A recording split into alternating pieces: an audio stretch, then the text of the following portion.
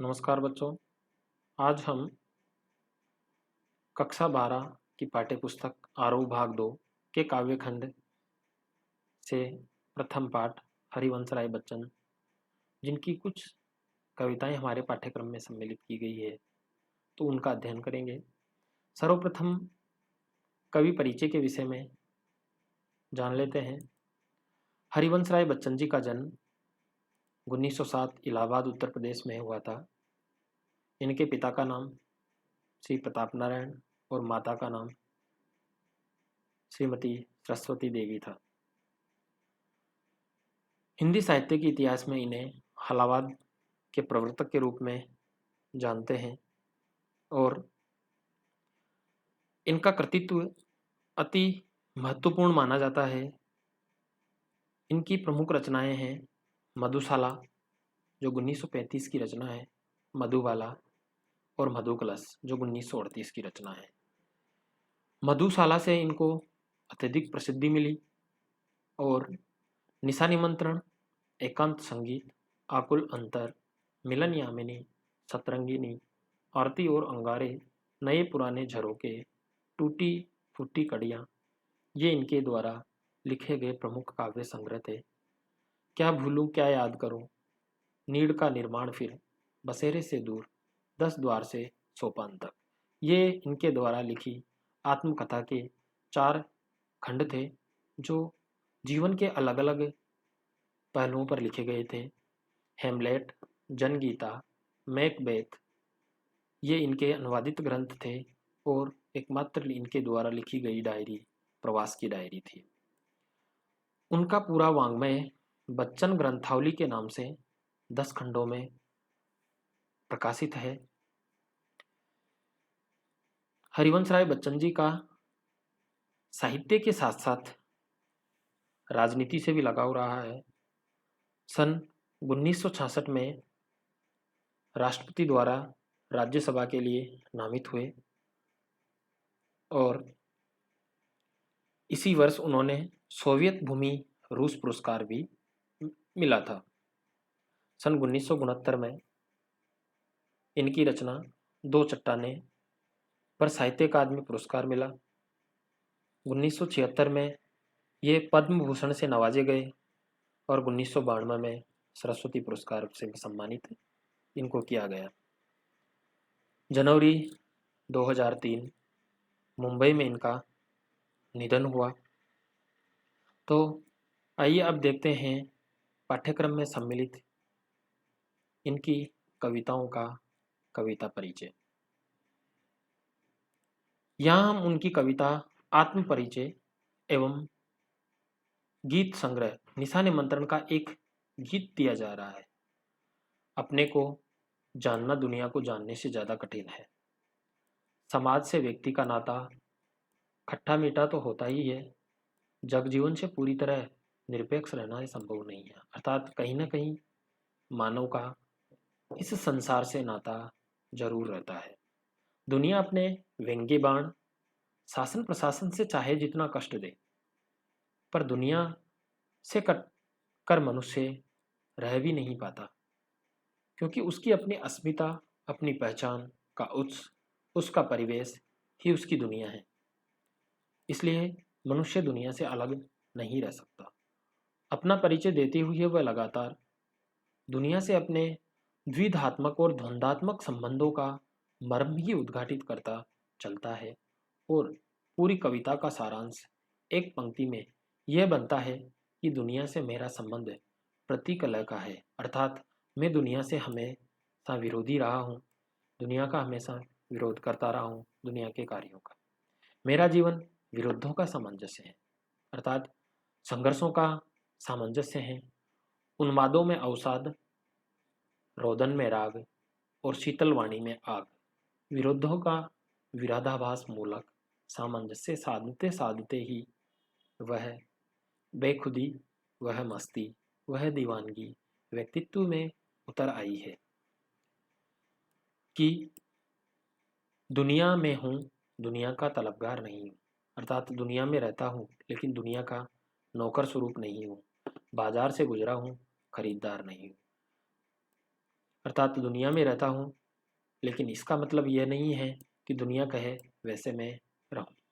जैसा कुछ कहने का ठस्सा पैदा हुआ है, यह ठस्सा ही छायावादोत्तर गीति काव्य का प्राण है। किसी असंभव आदर्श की तलाश में सारी दुनियादारी ठुकराकर उस भाव से दुनिया से इन्हें कोई वास्ता नहीं है, प्रीति कलह अर्थात प्रेम और झगड़ा का यही वितान और विरोधाभास का यह विग्रह इन्हें दूर टिमटिमाते तारों की अभूज रहस्यात्मकता से लहालोट रखता है। निशा निमंत्रण से उद्धृत गीत में प्रकृति के दैनिक परिवर्तनशील के संदर्भ में प्राणी वर्ग विशेषकर मनुष्य के धड़कते हुए हृदय को सुनने की काव्यात्मक कोशिश है।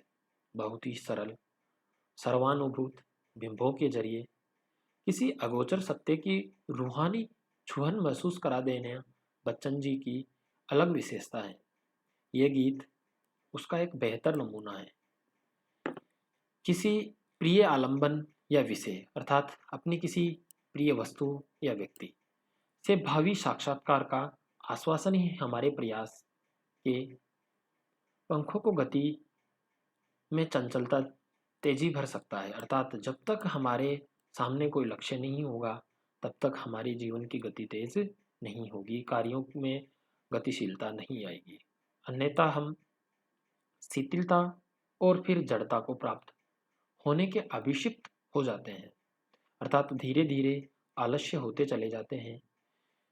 गीत इस बड़े सत्य के साथ समय के गुजरते जाने के एहसास में लक्ष्य प्राप्ति के लिए कुछ कर गुजरने का जज्बा भी लिए हुए हैं। तो ये था हमारा कविता परिचय।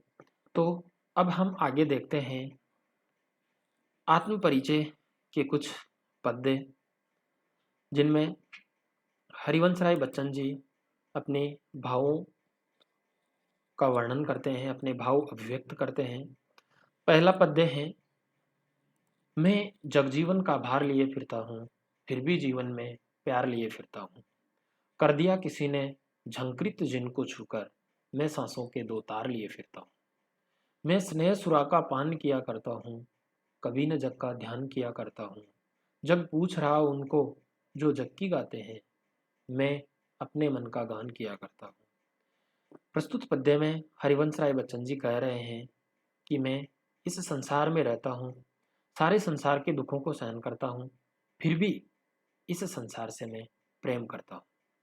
तो पहली पंक्ति कह रही है कि मैं जग जीवन का भार लिए फिरता हूँ, अर्थात सांसारिक जीवन का भार अपने ऊपर लिए फिरता रहता हूँ। इस तरह की व्यवस्था होने पर भी मेरे जीवन में सभी के लिए सदा प्रेम ही बना रहता है, अर्थात फिर भी जीवन में प्यार लिए फिरता हूँ। इस सांसारिकता का भार मेरे ऊपर होने के बाद भी मैं संसार के सभी प्राणियों, सभी जीवों से सदा प्रेम करता रहता हूँ। कर दिया किसी ने झंकृत जिनको छूकर, अर्थात झंकृत का अर्थ होता है छूना या झंकृत कर देना।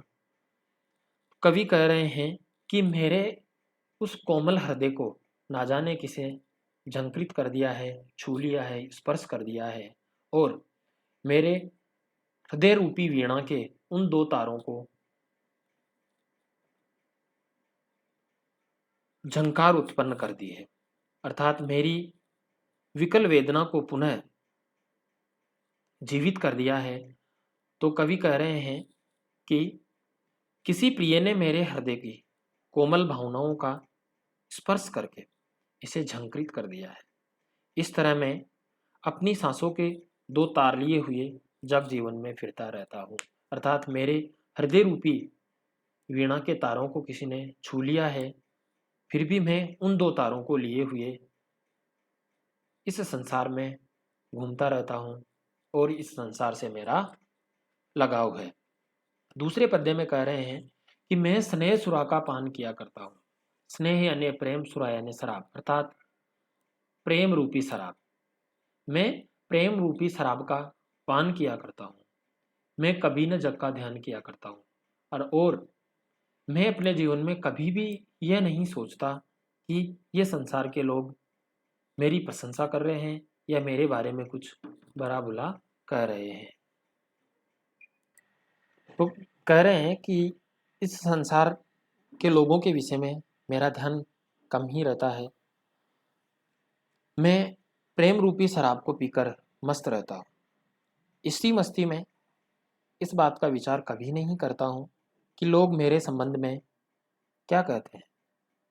मैं इस बात की चिंता नहीं करता हूँ।